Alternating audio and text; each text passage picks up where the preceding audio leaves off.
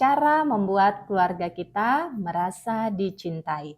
Assalamualaikum warahmatullahi wabarakatuh, teman-teman sekalian. Kali ini saya ingin sharing tentang cara membuat keluarga dan orang-orang yang kita sayang merasa dicintai. Persoalan yang sering terjadi adalah kita merasa sudah mencintai, menyayangi keluarga kita. Kita merasa sudah berkorban, sudah melayani, sudah memenuhi kebutuhan dari pasangan maupun anak-anak kita ataupun orang tua kita. Kita merasa sudah memberikan yang terbaik ataupun melakukan yang terbaik untuk mereka sebagai bentuk dan rasa cinta kita kepada mereka. Ya, namun yang menjadi persoalan, apakah mereka merasa dicintai oleh kita? Kenapa bisa begitu? Teman-teman sekalian, perlu kita pahami bahwa setiap orang mempunyai kebutuhan yang berbeda-beda.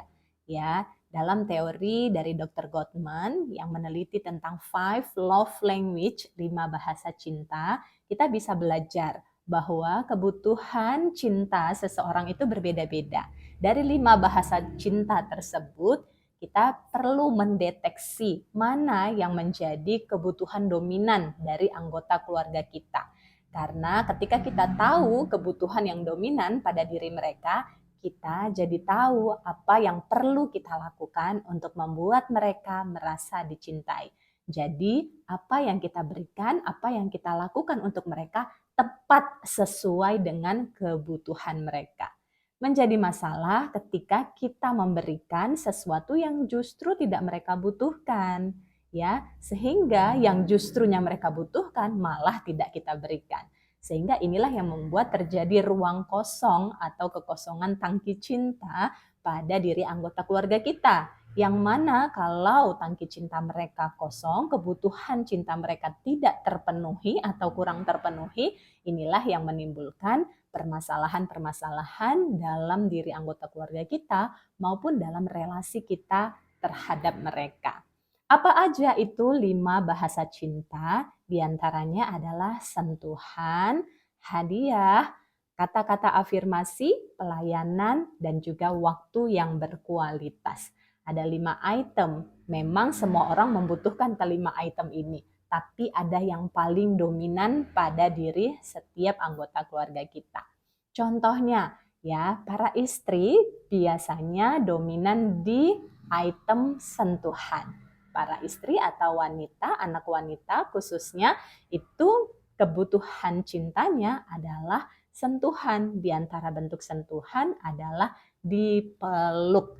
Sehingga kalau para istri ataupun anak perempuan merasa kurang dari aspek sentuhan, kurang dipeluk, kurang dicium, dia merasa kurang dicintai, kurang diperhatikan, ya. Sebaliknya dari pihak suami merasa dengan menafkahi, ya, atau melayani, mereka menganggap itu sudah bentuk cinta yang spesial buat anggota keluarganya. Tapi sentuhan mereka jarang memberikannya karena merasa itu tidak penting atau itu bukan bahasa cinta para suami, begitu ya.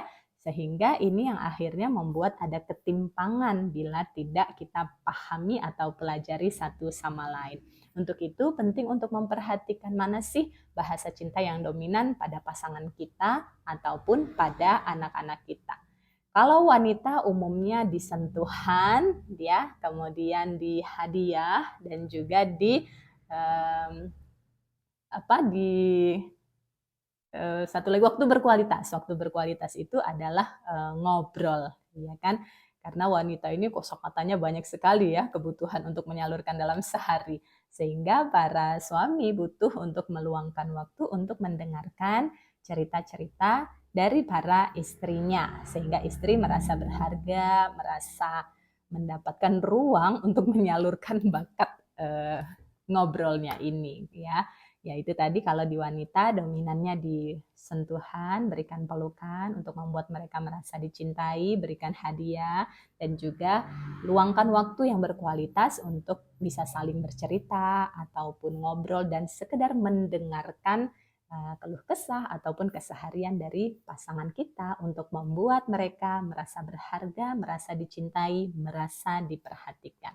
Kalau itu dari wanita, sebaliknya dari pria, dominan di aspek pelayanan dan kata-kata afirmasi. Ya, para suami ataupun anak-anak laki-laki kita dominan di aspek pelayanan maupun juga di kata-kata afirmasi. Mereka akan merasa senang banget, bahagia banget ketika mereka dilayani.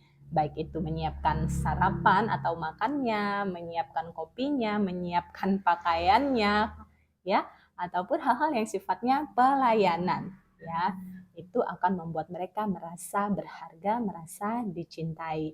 Misalnya kalau anak laki-laki dilayani dalam hal misalnya ada kebutuhan, misalnya sepedanya rusak atau mainannya ada yang rusak atau minta dibukain botol atau apapun itu, sifatnya pelayanan, mereka akan merasa berharga ketika kita hadir di saat tersebut.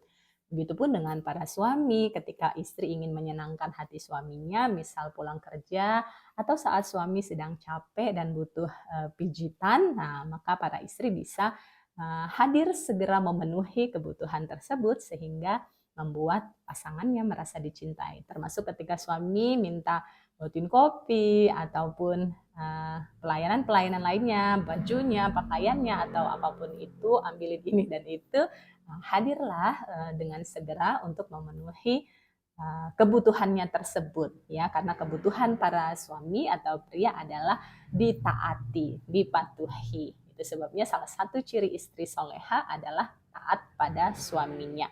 Karena ini menyangkut harga diri juga, ya, ketika harga diri suami bisa kita jaga, maka itu tentu akan membuatnya merasa berharga, merasa dihormati, merasa dicintai. Dan kalau dia merasa dihormati, dicintai, dihargai, tentu saja insya Allah itu akan membuat keharmonisan rumah tangga itu semakin terjaga.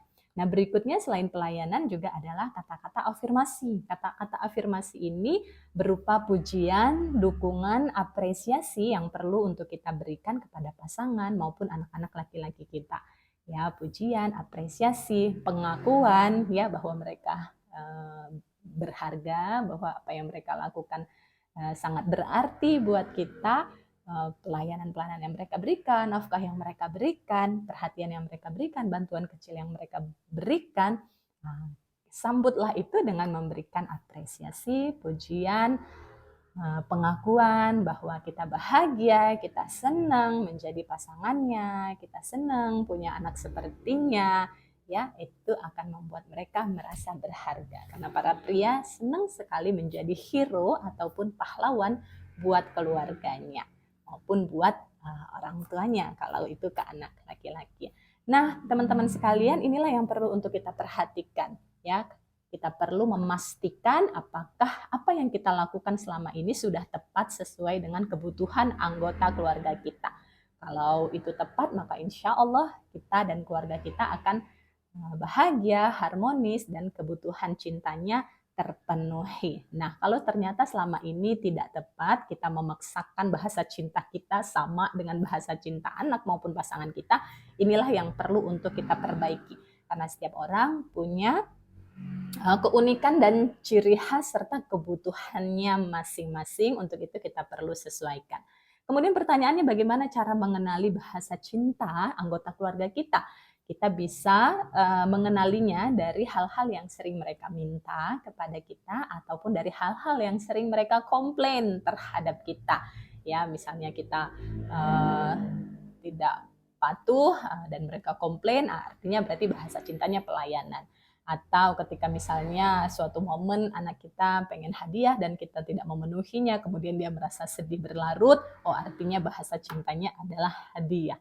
Atau misalnya anak kita mudah tersinggung, pasangan kita tersinggung ketika kita berkata kasar atau tidak mengapresiasi, oh berarti bahasa cintanya adalah di kata-kata afirmasi. Nah, untuk menjadi keluarga yang harmonis, sehat mental, maka kita perlu terus untuk belajar, saling memahami, saling melengkapi kebutuhan satu sama lain, sehingga keluarga kita menjadi keluarga yang dipenuhi cinta, sakinah, mawaddah, warahmah, dan insya Allah keberadaan keluarga kita bisa menjadi rahmatan lil alamin, memberikan manfaat yang banyak dimanapun kita berada. Semoga bermanfaat, selamat berbahagia bersama keluarga.